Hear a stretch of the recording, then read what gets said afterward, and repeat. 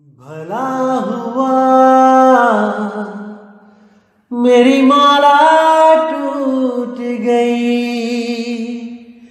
मैं राम भजन से छूटी। भला हुआ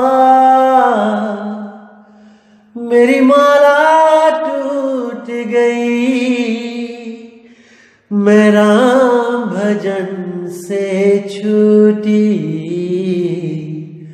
मेरे सिर से टली बला, भला हुआ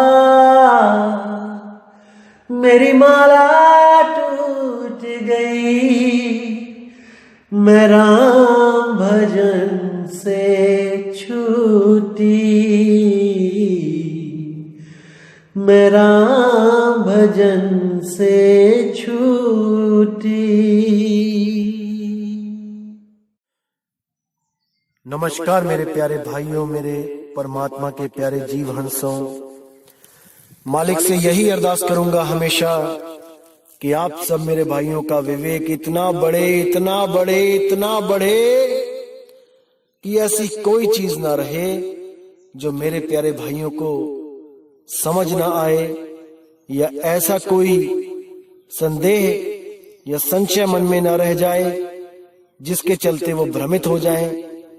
मैं कभी नहीं चाहूंगा कि आप में से कोई एक भी ऐसा जीवहंस कभी भी भ्रमित हो, या ऐसी कोई भी चीज रहे जो आपको समझ में ना आए। लेकिन उसके लिए मेरे भाइयों, आपको भी मेरा साथ देना पड़ेगा। जो चीज मैं समझाना चाहता हूं आपको भी पूरे मन से समझना पड़ेगा, पूरा विवेक लगा के उसको समझना पड़ेगा। अगर फिर भी समझ में नहीं आता है तो आप मुझे फोन कर सकते हैं, लेकिन पूरा जोर लगा दो मेरे भाई एक एक चीज को समझने में। तो दोस्तों, आज जो हम वाणी लेंगे अनमोल वाणी है, वो बीजक की। सतगुरु बंदी छोड़ कबीर साहब का जो मूल ग्रंथ है बीजक, बहुत ही प्यारी वाणी है, बहुत ही विवेकी वाणी है। अगर आपने इस वाणी को सही से समझ लिया तो 99% आप भ्रमों से बाहर हो जाओगे, बाहर निकल आओगे। तो क्या कहती है वाणी, आइए जानते हैं। आपन पाओ आप ही बिसरेओ, मतलब कि अपने स्वरूप को खुद ही भूल गया। ये बीजक की वाणी है। शब्द 76 बहुत सुंदर शब्द है। आज इस पे पूरा विचार करेंगे। जैसे स्वान कांच मंदिर में भरमत भूख मर्यो, ज्यों के हर बपु निरख कूप जल प्रतिमा देख पर्यो। यानी कि जैसे कांच के मंदिर में अगर कोई स्वान यानी कुत्ता घुस जाए तो वो देखता है कि चारों तरफ जो कांच लगा है उसके अंदर उसकी प्रतिमा दिखाई देने लग जाती है, उसका प्रतिबिंब दिखाई देने लग जाता है, और वो वहां पर सोचता है कि मुझे अन्य कुत्तों ने घेर लिया है और ये मुझे नुकसान पहुंचाएंगे। और वो उन कुत्तों की तरफ देख के, यानी अपने ही प्रतिबिंब की तरफ देख के भौंक भौंक के अपने प्राणों को त्याग देता है। मरता मरता भी भौंकता रहता है, क्योंकि वो अपने निज स्वरूप को नहीं जानता, वो अपने निज स्वरूप को भूल चुका है, भूल चुका है। एक छोटी सी कहानी सुनाता हूं। एक बार एक राजा ने ऐसा ही एक महल बनवाया, शीश महल, जिसमें कांच ही कांच लगे थे। तो राजा को पता था कि कोई भी कुत्ता अगर शीश महल में जाता है तो भौंक भौंक के मर जाता है। तो राजा को एक खेल सूझा। उसने पूरे शहर में ढिंढोरा पिटवा दिया कि भाई जो भी अपने कुत्ते को इस शीश महल में एक रात बिता देगा, उसको मैं अपना आधा राज्य दान में दे दूंगा, इनाम में दे दूंगा। तो बड़े बड़े लोग आए, बड़े बड़े ट्रेंड कुत्ते आए, और जैसे ही उनको छोड़ा गया तो एक रात में क्या हुआ, वो भौंक भौंक के उन्होंने अपने प्राण त्याग दिए। शाम को कुत्ता डाला जाता और सुबह को उसकी लाश निकाली जाती। सब बड़े हैरान परेशान कि भाई इतने प्यारे प्यारे कुत्ते ये काल के मुंह में चले गए, लेकिन कोई भी जीवित वापस बाहर ना आ पाया। तो एक बार क्या होता है, एक बहुत ही होशियार आदमी होता है, वो भी अपने कुत्ते को लेके जाता है राजा के पास। कहता है महाराज मेरे कुत्ते को भी इस शीश महल में जाने का मौका दो। तो महाराज कहते हैं क्या तुम्हें अपने कुत्ते से प्रेम नहीं है? बहुत ही सुंदर कुत्ता होता है वो कहता है जी मुझे पूरा प्रेम है अपने कुत्ते से, आप इसको अंदर जाने का मौका तो दो। तो राजा कहता है चलो ठीक है। तो शाम को उस कुत्ते को जब शीश महल में भेजा जाता है और दरवाजे लगा लिए जाते हैं और पूरी रात बीत जाती है, जब सुबह को खोला जाता है तो देखते हैं कि कुत्ता वहीं पर बैठा हुआ है और कभी इस शीशे को देखता है, कभी उस शीशे को देखता है, कभी उस शीशे को देखता है, लेकिन भौंकता नहीं है। राजा बड़ा परेशान, ऐसा कैसे हो सकता है भाई? अरे सारे शहर के कुत्ते मर गए, लेकिन ये कैसा कुत्ता है भाई, ये क्यों नहीं भौंकता है? तब राजा मजबूरी में उसको आधा राज्य दे देता है, लेकिन उससे पूछता है मुझे ये तो बता दे कि ये भौंका क्यों नहीं? तब उस आदमी ने क्या कहा कि महाराज जी जब भी मैं अपनी दाढ़ी बनाता था तो जो शीशा मैं यूज करता था वही शीशा मैं इस कुत्ते को भी दिखा देता था बार बार। तो जैसे ही मैं यूज करता था वही शीशा उसको भी बार बार दिखाने से उसको भी समझ आ गया कि इसमें जो कुत्ता दिखाई दे रहा है वो मेरा ही प्रतिबिंब है, मेरा ही प्रतिबिंब है, मेरी ही नकल है, ये असल नहीं है। जो दिख रहा है वो नकल है, असल नहीं है। अरे जो दिखे सो माया संतों, इसीलिए साहिब ने बोला जो कुछ भी दिखता है वो दृश्य है और जो उसको देखता है वो दृष्टा है। इसीलिए कुत्ता भी समझ चुका था कि मैं दृष्टा हूं, मुझसे भिन्न कुछ नहीं है, सब भ्रम भूत है, मेरे सिवा कुछ भी सत्य नहीं है। इसलिए वो कांच के मंदिर में बैठकर भी अपने प्रतिबिंब को भली भांति जान रहा था कि वो सब मेरी ही नकल है। लेकिन कुछ लोग जो इस कुत्ते से भी गए गुजरे हैं विवेक बुद्धि में, वो उस प्रकाश को देखकर, वो किसी आकृति को देखकर, वो किसी महलों को देखकर, वो आम के बगीचों को देखकर, सोने की सड़कों को देखकर उनको असल मान बैठते हैं कि वो सब असल है, असली स्वर्ग है, असली सतलोक है, असली अगम अनामी लोक है। अरे मेरे भाई ये सब नकल है। जो दिखे सो माया संतों, रंग बदले बहरूपिया। समझ जाओ, समझ जाओ, समझ जाओ, फिर मौका नहीं मिलेगा मेरे भाई, समझ जाओ।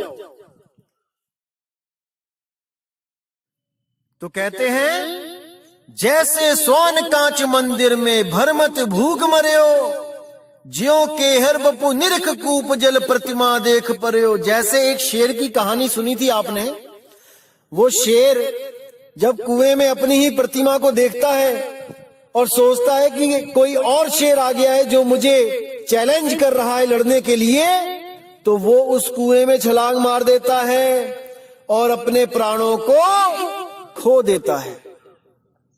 केवल इसीलिए क्योंकि वो नहीं समझ पाता कि जो दिखे सो माया। अरे जो प्रतिबिंब दिख रहा है वो मेरा ही छाया है, मेरा ही नकल प्रतिबिंब है, असल तो मैं कुएं से बाहर हूं। नहीं समझ पाता। अब कहते हैं वैसे ही गजफटक शिला में दशनन आन अर्यो, मरकट मूठ स्वाद नहीं बिहुरे, घर घर रटत फिर्यो। जैसे जंगल में एक शिला होती है तो हाथी अपने स्वरूप को ना पहचानने के कारण उस शिला को हाथी समझ जाता है और सोचता है कि कोई और हाथी मुझे चैलेंज कर रहा है झगड़ा करने के लिए, और उस शिला पर वो धक्का दे दे के अपने सिर से लड़ लड़ के उस शिला से अपने प्राण त्याग देता है, वहां पे अड़ जाता है। दशनन आने अड़ियो, मरकट मूठ स्वाद नहीं बूहरे, घर घर रटत फिर्यो। जो बंदर पकड़ने वाले जो होते हैं वो क्या करते हैं, कुछ चने लेते हैं, जमीन पे बिखेर देते हैं और वहीं पर एक जमीन में एक सुराही गाड़ देते हैं जिसकी गर्दन बहुत पतली होती है सुराही की, और उसके अंदर भी कुछ चने के दाने फेंक देते हैं। तो बंदर जब ऊपर के चने सब खा लेता है जमीन के और देखता है कि सुराही में क्या है, जब उसको दिखता है कि चने हैं तो वो अपना हाथ डालता है। जब हाथ डालता है तो सीधा डल जाता है, लेकिन जब वो मुट्ठी भर लेता है चने की तब उसका हाथ बाहर नहीं आता, क्योंकि वो मुट्ठी दबोच लेता है, टाइट कर लेता है। चने दबोचता है, मुट्ठी टाइट हो जाती है, वो लॉक लग जाता है, फंस जाता है। अब वो अगर चने छोड़ के हाथ बाहर निकाल ले तो वो आजाद हो सकता है, लेकिन उसको लगता है कि मेरा किसी ने हाथ अंदर पकड़ लिया है, क्योंकि जब मैंने हाथ डाला था तब तो बड़े आराम से डल गया था, अब मैं निकाल रहा हूं तो हाथ निकल नहीं रहा है, मुझे किसी ने पकड़ लिया है। केवल और केवल उस लालच के कारण। अगर वो मुट्ठी खोल दे तो वो बाहर आ सकता है, लेकिन मुट्ठी बंद रखता है क्योंकि चने ना कहीं छूट जाएं। तो एक मुट्ठी चने के कारण वो पूरी उम्र घर घर नाचता है, घर घर नाटक करता रहता है और महादुख पाता है, आजादी को हमेशा के लिए खो देता है। ये केवल और केवल अपने निज स्वरूप को ना जानने के कारण मेरे भाई। तो आगे कहते हैं, कहे कबीर ललनी के सुवना तोहे कवन पकड़ियो। नलनी के सुवना का मतलब क्या है? आपने देखा होगा कि तोता पकड़ने वाला जो शिकारी होता है वो क्या करता है, तोते को पकड़ने के लिए एक खोखली पाइप लेके आता है, जो अंदर से खोखली होती है, उसको एक धागे में बांध देता है। जैसे कपड़ा सुखाने के लिए जो एक तार बंधी होती है, मान के चलो कि उसी में एक पाइप जो खोखली है वो चढ़ा देता है ऊपर, अंदर धागा है, ऊपर पाइप है, और नीचे रख देता है बहुत बड़ा टब पानी से भर के, और उसी पाइप पे बांध देता है मिर्ची। अब तोता जब दूर से देखता है कि मिर्ची बंधी है तो उसको नहीं पता होता है कि ये पाइप है कि ये एक डाल है या एक तार है जिस पे मैं जाके बैठूं। उसको यही लगता है कि एक बैठने के लिए जगह बनी हुई है जिस पे मैंने जाके बैठ जाना है। तो जैसे ही वो वहां पे जाता है, जैसे ही वो पाइप पे बैठता है, वो पाइप क्या होती है, वो घूम जाती है। अब तोता जहां सीधा बैठता है वो उल्टा हो जाता है, और जैसे ही उल्टा होता है एकदम उसकी नजर नीचे पड़े पानी पे पड़ती है और वो डर जाता है। डर के मारे उसके जो पैर होते हैं अपने आप टाइट हो जाते हैं, कस के पकड़ लेता है। कस के पकड़ने के कारण वो पूरा उल्टा लटका होता है और वो सोचता है कि मुझे किसी ने बहुत जोर से पकड़ लिया है, और इस ललनी ने इस पाइप ने मुझे कस के पकड़ लिया है और अब ये मुझे छोड़ नहीं रही। इसी भ्रम में वो लटका रह जाता है और शिकारी आके उसको दबोच लेता है। अगर वो ये भ्रम निकाल दे कि इसने मुझे पकड़ा हुआ है और इस ज्ञान में आ जाए कि मैंने पकड़ा है इसको, मैं छोड़ के इसको उड़ सकता हूं। अगर इस ज्ञान को वो ग्रहण कर ले तो वो कभी भी पिंजड़े में कैद ना हो पाए। लेकिन अज्ञानतावश वो यही समझता रहता है कि इस नलनी ने, इस पाइप ने मुझे पकड़ लिया है और मैं अब उड़ नहीं पाऊंगा। बस इसी भ्रम में वो शिकारी के हाथ लग जाता है। इसीलिए साहिब बोल रहे हैं, कहें कबीर ललनी के सुवना तो हे कवन पकड़े हो। अरे तुझे किसने पकड़ा है रे, तूने पकड़ा है इसको। इसीलिए बोल रहे हैं, हे जीवात्मा तुझे कोई नहीं पकड़ सकता, काल तुझे नहीं पकड़ सकता, माया तुझे नहीं पकड़ सकती, 3 गुण तुझे नहीं पकड़ सकते, 5 तत्व, 25 प्रकृति, 10 इंद्रियां तुझे नहीं पकड़ सकते। तू आजाद है, लेकिन तूने इसे पकड़ रखा है, इसलिए तू गुलाम है, इसीलिए तू गुलाम है। अगर तुझे कोई ऐसा गुरु मिल जाए जो तुझे तेरा निज स्वरूप लखा दे और इस जड़वत प्रकृति से तुझे अलग कर दे, तो तुझे कोई नहीं पकड़ सकता। अरे नलनी के सोना तो हे कवन पकड़े हो, तुझे कौन पकड़ सकता है, अर्थात कोई नहीं। अरे ये धरती हांडी भई, ढकना भयो आकाश, 3 लोक ईंधन भया, जीव को कहा निकास। सतगुरु हांडी फोड़ के ढकना दियो उघार, और सुरत चली सतलोक को काल रहा झक मार। ये सुरत अपने निज स्वरूप उसको प्राप्त करने के लिए चली और ये काल झक मार रहा है। ये उसको नहीं पकड़ सकता, क्योंकि उस सुरत के बिना ये बेजान है, जड़ है। केवल उस सुरती की वजह से ये तन और मन चलायमान है, ये जीवित हैं। जैसे आप कार चलाते हो, कार जड़ है, आप चेतन हो, आपके द्वारा कार चलाई जाती है, आपके बिना कार नहीं चल सकती। समझो इसको, आप हो जो इसको चला रहे हो। इसी तरह तन और मन आपको नहीं पकड़ सकते, क्योंकि आपके बिना ये मुर्दा है, मुर्दा। लेकिन आपकी शक्ति से ये जीवित होके इस 3 लोक को बसा के बैठे हैं। 3 लोक में इनका राज है, आपको गुप्त कर दिया गया है, ये प्रगट हैं, और आप उस गुप्त रूप को, उस गुप्त नाम को, उस निज नाम को नहीं जान पा रहे। इसीलिए बंदी छोड़ को यहाँ पर आप जैसी देह बना के आना पड़ता है, देह धारण करके आना पड़ता है। वो देहधारी नहीं है कि उसकी कोई अपनी देह है, वो देह धारण करके आता है। जैसे राजा किसी लड़ाई में जाए तो अस्त्र शस्त्र धारण करके जाता है। इसका मतलब ये नहीं कि वो घर में बैठा हो भी अस्त्र शस्त्र धारण करके बैठा होता है, या उसके शरीर ही अस्त्र शस्त्र से लदे होते हैं। नहीं भाई, जब समय आता है तब वो अस्त्र शस्त्र धारण करता है और युद्ध को जाता है। इसी तरह जब कबीर साहब ज्ञान देने आते हैं तब शरीर को धारण करते हैं, और जब निज स्वरूप में जाते हैं तो धारण शरीर को हटा देते हैं, गुप्त कर देते हैं। वो देहधारी नहीं है हमारी तरह, लेकिन हमारे लिए वो देह धारण करके आते हैं। असल में वो विदेही है, विदेही।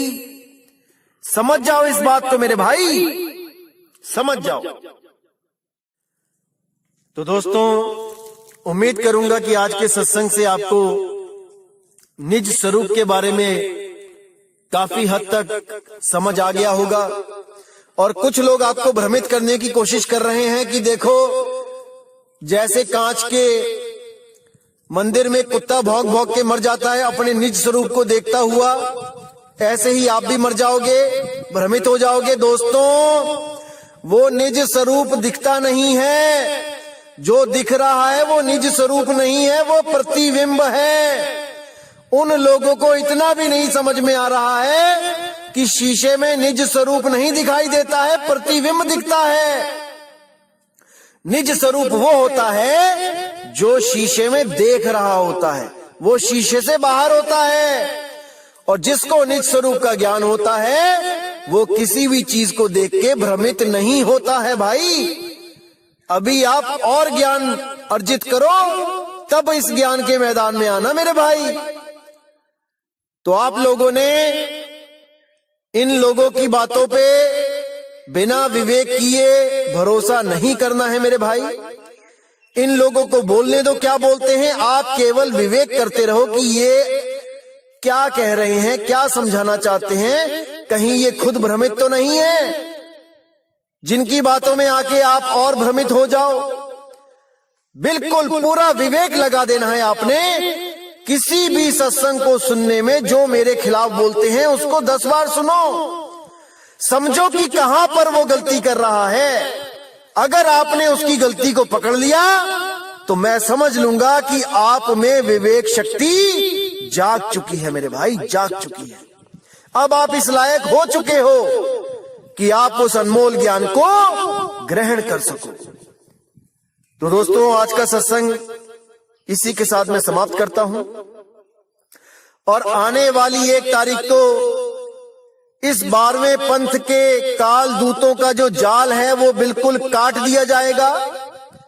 ऐसा कोई भ्रम नहीं बचेगा जो ये किसी को भ्रमित कर सकें। उस भ्रम का नाम लेके हर चीज बिल्कुल क्लियर कर दी जाएगी। और इनके पंथ का जो अज्ञान है वो 1 अप्रैल फूल वाले दिन खत्म कर दिया जाएगा, ताकि ये आने वाले किसी भी भगत को फूल ना बना सके, मूर्ख ना बना सके। ये 1 अप्रैल फूल आखिरी मूर्ख दिवस होगा भक्त समाज के लिए जो सच में परमात्मा को खोज रहे हैं।